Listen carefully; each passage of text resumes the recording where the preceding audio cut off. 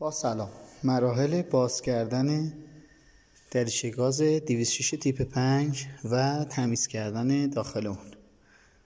خب در ابتدا بستگی به مدل ماشینتون، الان ماشین مدل 83 و هواکشش مربعیه. بعضی از مدل ها هواکش کشیده دارن. اگر ماشینتون حالا مدل پایین و دریچه هوای 7 در از مدل پایین مربعی داشت، در ابتدا دو تا بست اینجا داره، اینا رو جدا میکنیم.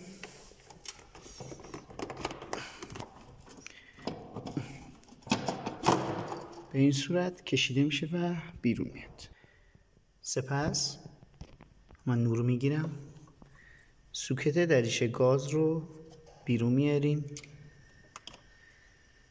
بعد البته این بخار روغن هم وصل به اون هواکش که باید با فشار دادن این دوتا پایه ها درش میاریم. خود دریچه گاز 3 تا پیچ داره که با آچار ستاره‌ای تیسی باز میشه. من از قبل باز کردم.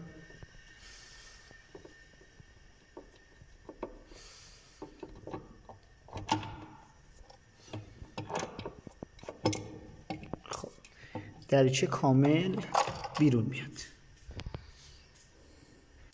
البته من این دریچه رو شستم. 3 تا پیچ داره، یکی بالا، 2 تا هم طرفین دریچه.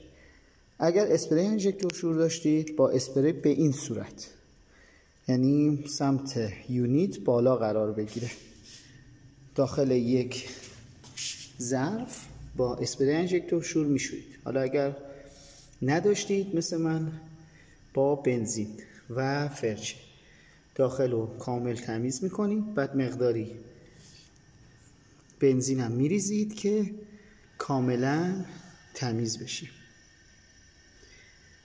مراحل بستن درست مثل باز کردن، برعکس کاریه که زمان باز کردن انجام میدید.